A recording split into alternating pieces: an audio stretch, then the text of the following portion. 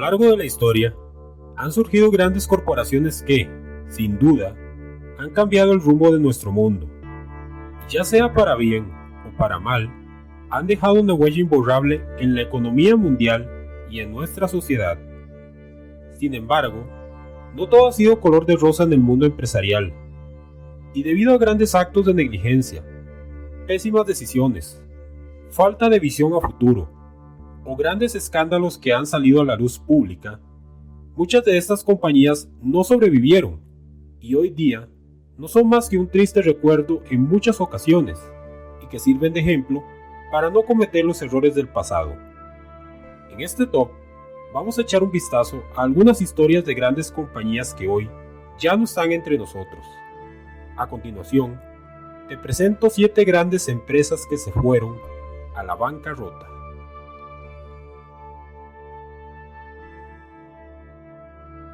Fundada en 1985, Blockbuster fue la más grande cadena de tiendas de alquiler de películas y videojuegos del mundo. Llegó a tener 60.000 empleados y 9.000 tiendas en su mejor momento. Sin embargo, la aparición de plataformas de contenido como YouTube, Netflix, el aumento de la piratería y la negativa de reinventarse a sí misma hizo que el 23 de septiembre de 2010 se declarara en bancarrota y fuera comprada por la empresa Dish Network en 2011. Finalmente, en 2013, Dish anuncia el cierre de las últimas tiendas Blockbuster en Estados Unidos, poniendo fin a la historia de esta compañía.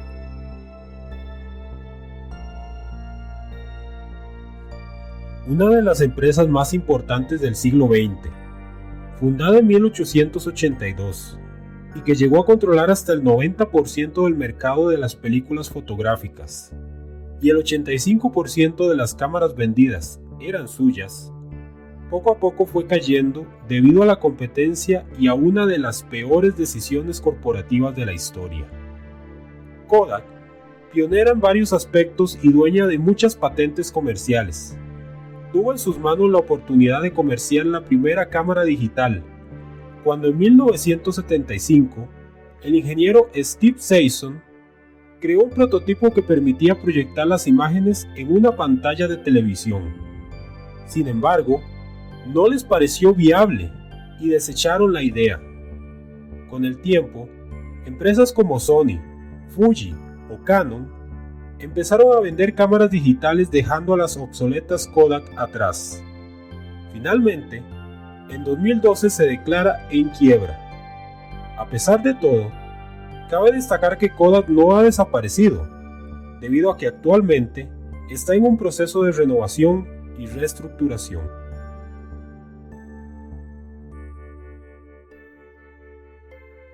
Olivetti, empresa italiana creada en 1908, se dedicó por muchos años a la fabricación de calculadoras y máquinas de escribir. Era la época dorada de la mecanografía, y Olivetti estaba a la vanguardia. Sin embargo, los tiempos cambian, y la tecnología también. Con la llegada de las computadoras, las máquinas de escribir quedaban atrás, y era hora de elaborar un plan para entrar en el nuevo mercado. Sin embargo, al empezar a crear sus propias computadoras, que fueron exitosas al principio, se dieron cuenta que los costos de producción eran sumamente altos, además de contar con un software incompatible con otras computadoras, lo que hacía completamente inútiles a las suyas. En resumen, Olivetti nunca pudo adaptarse a las nuevas tecnologías. Finalmente, fue absorbida por la empresa Telecom Italia en 2003, y aunque oficialmente aún existe, ya no es lo mismo que en sus mejores años.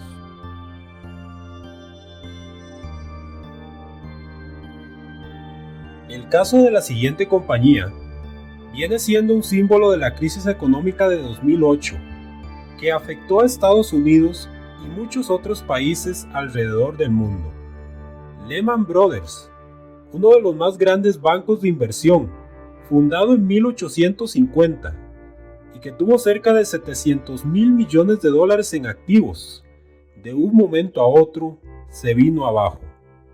Pero, ¿qué ocurrió exactamente con este gigante financiero? En 2007, la compañía entró en una crisis provocada por los créditos subprime. Un crédito subprime es aquel que se le da a una persona física o jurídica sin ninguna garantía que demuestre la capacidad de esta última para pagar la totalidad de la deuda, por lo cual se convierte en un crédito de altísimo riesgo. Debido a esto, la empresa reportó pérdidas por 2.800 millones de dólares y tuvo que vender 6.000 millones más en activos. Para este momento, ya había perdido un 73% de su valor en bolsa. En agosto de 2008, la empresa anuncia el despido de miles de personas y todo acabaría el 15 de septiembre de ese año con su bancarrota. Cuesta creer cómo una empresa que sobrevivió a una guerra civil, a la depresión de 1929 y a más de un escándalo de corrupción, no pudo sobreponerse a la crisis mundial del 2008.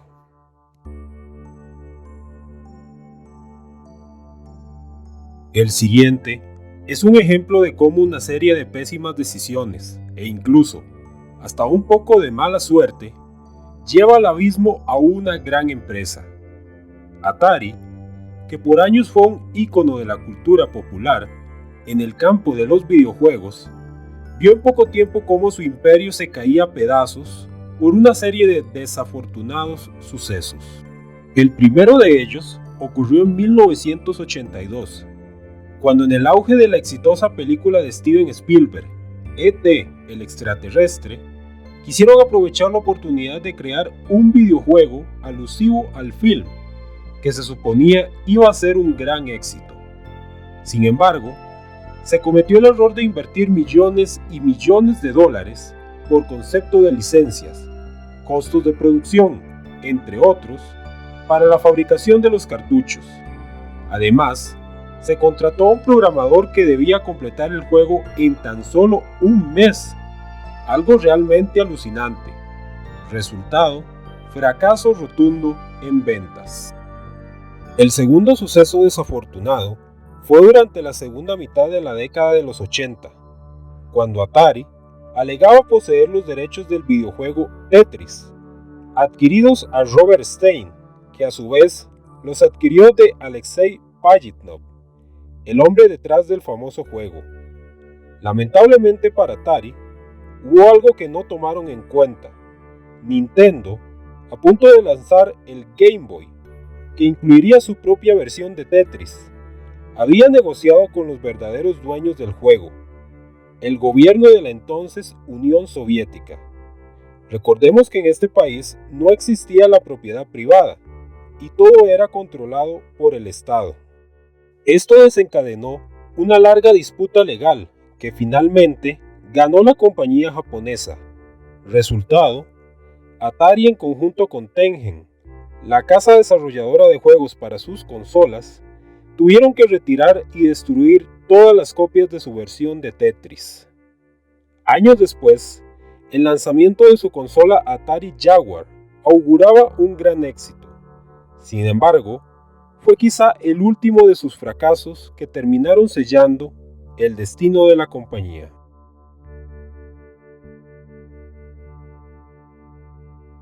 Lo sucedido con Enron dio mucho de qué hablar, sobre todo a principios del siglo XXI, principalmente por ser uno de los mejores ejemplos de falta de ética profesional, así como de principios y valores. Fundada en 1985 y con alrededor de 21.000 empleados para 2001, era una de las más importantes empresas del sector energético en Estados Unidos. Sin embargo, ese mismo año estallaría uno de los escándalos más sonados en la historia de este país. ¿Cómo una empresa tan grande pudo llegar a estar en bancarrota en tan poco tiempo? Simple, todo era un engaño. La figura clave, Jeff Skilling, graduado de Harvard, que se convirtió en presidente de Enron y descubrió que se podía, por medio de la contabilidad, y su firma auditora, convertir pasivos en activos, disfrazar préstamos como ingresos, entre otras cuestionadas movidas, con el objetivo de mantener altas tasas de crecimiento en las cotizaciones bursátiles, así como la confianza entre las agencias de calificación crediticia e inversores. El escándalo salió a la luz en 2001, cuando las autoridades correspondientes descubrieron y empezaron a publicar los mencionados movimientos fraudulentos de la empresa.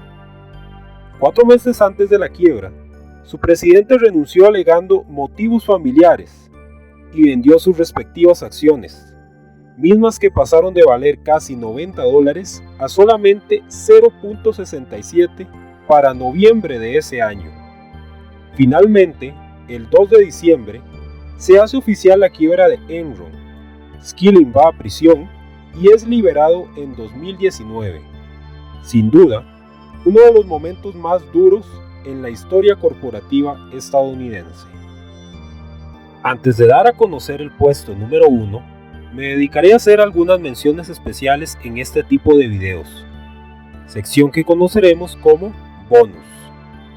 En Latinoamérica, también ha habido algunos casos de importantes empresas que por diversos motivos han terminado en bancarrota. Acá tenemos un par de ejemplos. Aeroperú, fundada en 1973, fue la aerolínea bandera del país suramericano. En los 80, a pesar de la crisis reinante, la compañía se mantuvo en constante crecimiento.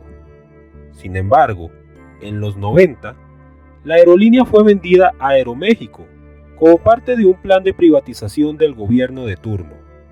Se argumentó que la empresa estaba en quiebra, pero fue más bien un asunto político. La mala gestión de sus nuevos dueños, además del incidente del vuelo 603 en 1996, donde fallecieron 70 personas, acabaron con la aerolínea en 1999. Recién en 2019, la empresa se ha refundado y espera reanudar operaciones lo más pronto posible. Mexicana de Aviación es otro ejemplo de cómo la corrupción puede acabar con una gran empresa.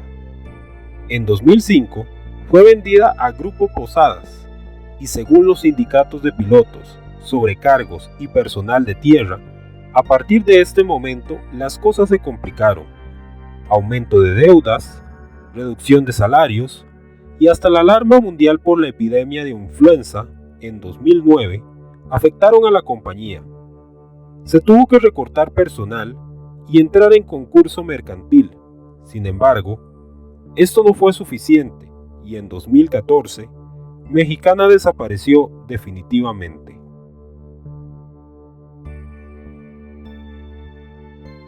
Este es, en mi opinión, el caso más significativo de la lista, de cómo una empresa ícono de un país y de la cultura popular se vio arruinada por una serie de sucesos desafortunados que a continuación vas a conocer. Pan Am fue por muchos años la principal línea aérea de Estados Unidos y junto a otras como Air France o British Airways, de las más reconocidas a nivel mundial. En su auge, contaba con los aviones más modernos, entre ellos los primeros Boeing 747 del mundo. Sin embargo, durante la década de los 70, empezaron a ocurrir una serie de hechos que fueron perjudicando a la aerolínea. En 1973, la crisis del petróleo afectó a la compañía en sus costos operacionales, el alto consumo de combustible y la baja demanda de vuelos. Un año después, un grupo de empleados se quejó de las altas tarifas de aterrizaje que Pan Am debía pagar en el exterior, mientras que aerolíneas extranjeras tenían tarifas muy bajas por aterrizar en Estados Unidos.